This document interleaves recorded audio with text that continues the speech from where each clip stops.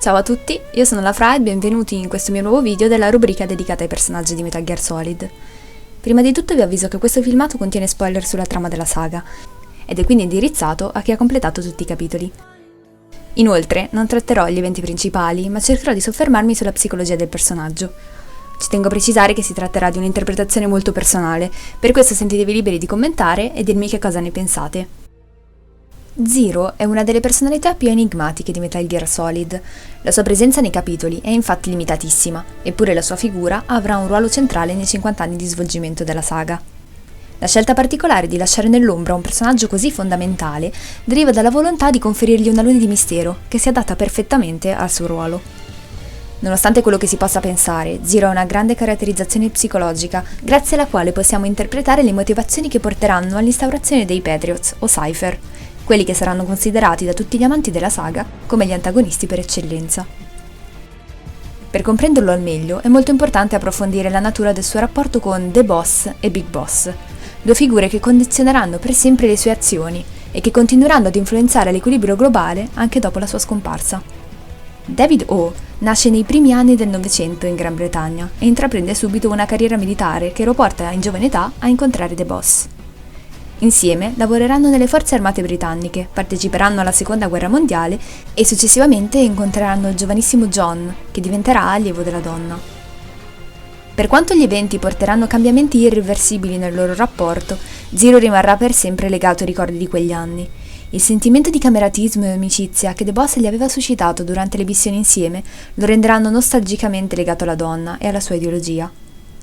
Zero, infatti, nel 1964 sarà una delle figure che rimarranno più scosse dal suo sacrificio e il desiderio che la donna aveva espresso poco prima della morte, tanto da voler dedicare la sua vita alla realizzazione della sua ultima volontà. Sarà proprio il tentativo di realizzare il sogno di The Boss che porterà nel 1970 alla nascita dei Patriots. Il gruppo, fondato da Zero, era formato da altri 5 membri, coloro che avevano assistito ed erano rimasti colpiti dagli eventi di Snake Eater. Eva, la donna con la quale The Boss si era confidata raccontando la sua triste storia di sacrifici e sofferenze. Ocelot, il figlio dell'eroina che aveva collaborato con lei per la riuscita della sua ultima missione, paramediche Sigint che l'avevano supportata e infine Big Boss. La presenza di quest'ultimo era stata però voluta da Ocelot e Zero stesso, che lo volevano al loro fianco all'interno dell'organizzazione. Il rapporto che il Maggiore svilupperà con Snake è molto complesso ed articolato. Fin dagli eventi di Snake Eater, ormai con molta esperienza militare alle spalle, Zero cercherà di istruire Snake, spesso fornendogli consigli, correggendolo o rimproverandolo. Quello che può sembrare inizialmente un rapporto strettamente militare, nasconde però un affetto che richiama il rapporto tra un padre e un figlio. Zero avrà sempre la convinzione di essere riuscito, a differenza di Snake, a comprendere le parole di The Boss e considererà il soldato come una figura piuttosto immatura, da guidare e aiutare continuamente. Anche durante gli anni successivi, quando Jack, affettuoso diminutivo con cui solo lui e The Boss usavano chiamarlo, si discostò sempre più dalle organizzazioni governative, l'uomo continuò a cercare invano di aiutare il giovane ed appoggiarlo, nonostante lui non solo non lo gradisse, ma a volte non ne fosse neppure a conoscenza. Questo perché il rapporto che Zero aveva sviluppato con Big Boss nascondeva una sorta di fissazione che arriverà con il tempo a rasentare l'ossessione. Dopo la formazione dei Patriots, il legame tra i due era diventato sempre più instabile e il Maggiore aveva iniziato a comprendere che la continua ricerca di indipendenza che il soldato stava sviluppando li avrebbe portati prima o poi ad allontanarsi per sempre. In lui Zero vedeva sicuramente un vecchio amico, testimone di ricordi legati a The Boss, ma anche una perfetta immagine su cui costruire i Patriots e il loro futuro. Fu così che decise di utilizzare il DNA del soldato per clonarlo. Proprio questa sua estrema azione allontanerà però per sempre Big Boss dall'organizzazione. L'atto che aveva commesso dimostra che il legame con John aveva una natura morbosa, che andava ben oltre l'affetto. Quello che Zero voleva era la garanzia di non allontanarsi mai definitivamente dall'immagine di Big Boss. Dal progetto, nel 1972, nacquero così 2 cloni, che saranno fondamentali per lo sviluppo della storia successiva. Sono Eli, Liquid Snake, e David, Solid Snake, a cui Zero diede il suo stesso nome. La divisione dei Patriots fu però causata anche dallo scontro sempre più accentuato tra l'ideologia di Big Boss e la sua. I due infatti avevano interpretato il desiderio della loro ruina in modo molto differente. Le parole di The Boss avevano instillato in uno la volontà di indipendenza delle nazioni e la ricerca di una propria libertà, nell'altro il desiderio, quasi paranoico e continuo, di controllo. La visione che Zero svilupperà negli anni successivi sarà proprio quella che porterà all'instaurazione della tirannia digitale dei Patriots. Negli anni della Guerra Fredda, la visione di un mondo unito appariva decisamente utopica, e Zero pensò così che l'unica soluzione per unificare un mondo così diverso e vario fosse estremizzare omologazione e controllo. Abitato da individui senza razze, stati, affiliazioni e persino senza identità distinte, il pianeta sarebbe finalmente stato unito. Probabilmente la costante ricerca di controllo e sorveglianza deriva dalla sua grandissima paura di rimanere solo. Dopo la perdita di The Boss e l'allontanamento di Snake, Zero iniziò infatti ad avvertire l'isolamento verso il quale si stava spingendo, e attraverso il suo sogno di unificazione trovò conforto. Contrariamente a quello che si potrebbe pensare, a spingerlo nella sua follia sarà proprio la volontà di ricerca di contatto. Quello che lui stesso stava cercando di realizzare aveva un fondamento che si basava sul desiderio di creare una comunità. La completa eliminazione delle barriere che separano gli uomini li avrebbe così condotti alla diretta interazione delle loro anime. La spiritualità è infatti una caratteristica che lo contraddistingue dagli altri personaggi della saga.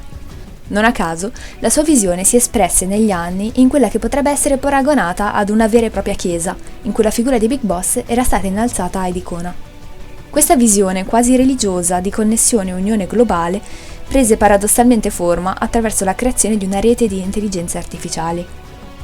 Negli anni 70, Zero svolgerà infatti molte ricerche scientifiche nel tentativo di raggiungere un progresso tecnologico che creasse IA talmente avanzate da riuscire a emulare il pensiero umano. In quegli anni, Zero è a capo dell'organizzazione, che si sta ampliando sempre di più e sta gettando le basi per la creazione della sua visione finale. In giro per il mondo ha istituito sedi di Cypher, nome con cui l'organizzazione aveva iniziato a farsi chiamare. Zero viveva completamente isolato dal mondo, per paura che i suoi ormai numerosi nemici cercassero di ostacolarlo. L'uomo infatti trascorrerà diversi anni nel suo appartamento, privo di qualsiasi affaccio sul mondo esterno, circondato da uomini incaricati di proteggerlo da potenziali minacce. Dopo lungo tempo trascorso in questo modo, inevitabilmente l'uomo inizierà ad accusare la solitudine e il desiderio di uscire all'aperto, rendendosi forse conto di essere rimasto ormai intrappolato nella prigione che da solo si era costruito. Il suo tentativo estremo di creare una connessione non fece così altro che portarlo ad isolarsi dal mondo e dalle persone a lui più care. Questo fu un prezzo da pagare enorme per David, che da sempre aveva mostrato grandissimo, se non eccessivo, attaccamento per le vicende e le persone legate al suo passato. Non c'è da stupirsi che da una personalità del genere derivi quello che sarà la dittatura informatica che caratterizzerà gli anni 2000. Il terribile tormento che Zero aveva nei confronti della perdita e del distacco si proietteranno nella società che dalle sue ceneri prenderà vita. Un mondo in cui queste sofferenze non sarebbero più esistite. Ironia della sorte, sarà proprio il suo passato a tornare a tormentarlo e segnare la sua disfatta. Skullface, l'agente che Zero aveva conosciuto anni prima e messo a capo di una segreta unità chiamata Xof, era un uomo che aveva sofferto di terribili privazioni ed immense sofferenze. Con il tempo, iniziò a considerare Zero e la sua ideologia come la perfetta incarnazione di tutto ciò che aveva sempre odiato e decise di portare avanti una terribile vendetta nei suoi confronti. L'agente utilizzerà così un oggetto a Zero molto caro, legato al suo passato e a The Boss per contagiarlo con i parassiti.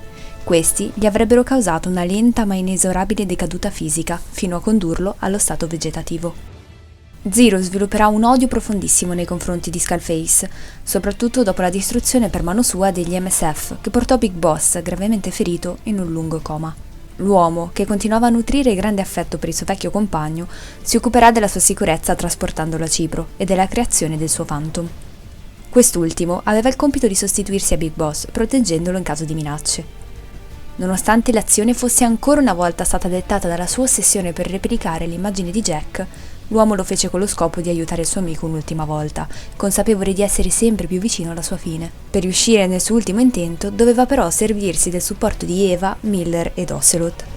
Per convincere questi ultimi ad aiutarlo, Zero utilizzerà le sue capacità di manipolazione molto efficacemente, facendo leva sulle debolezze di entrambi. You two can only bear to speak with me from time to time. That's fine. But I don't want Snake to die. Surely we can come together on that. There are so few men I can turn to. And you're number one, Ocelot. Keep him hidden. Keep him safe. Convinse così Miller a rimanere lontano da Cibro, assicurandosi che non venisse mai a conoscenza dell'esistenza di Venom Snake, e Ocelot ad occuparsi della sicurezza di John. Prima della sua completa decaduta fisica e psicologica, esprimerà la speranza di poter incontrare di nuovo Big Boss un'ultima volta, ma questo non avverrà. Nel 1984, quando Jack si risveglierà, Zero sarà infatti ormai solo un vegetale e al comando di Cypher vi sarà un'IA che starà portando avanti la sua volontà.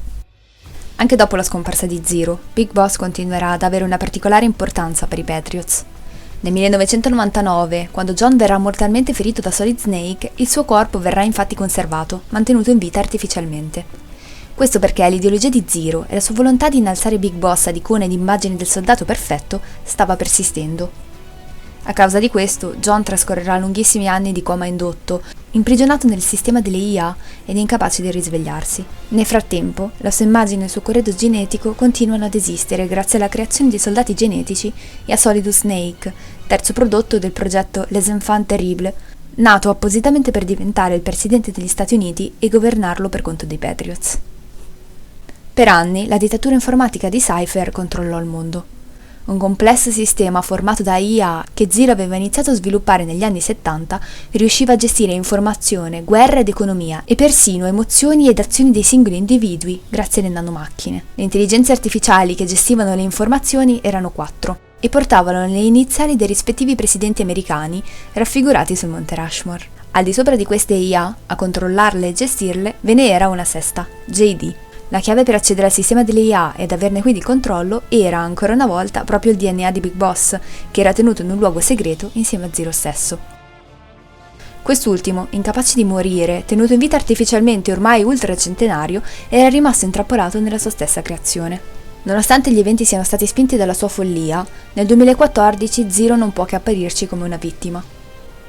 Dopo la distruzione dei Patriots per mano di Liquid Ocelot, sarà proprio Big Boss a togliergli la vita e permettergli finalmente di morire.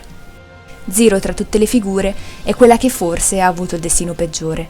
A differenza dei suoi vecchi compagni, Big Boss, Eva ed Ocelot, non poté infatti mai pentirsi o ottenere una redenzione per i suoi errori.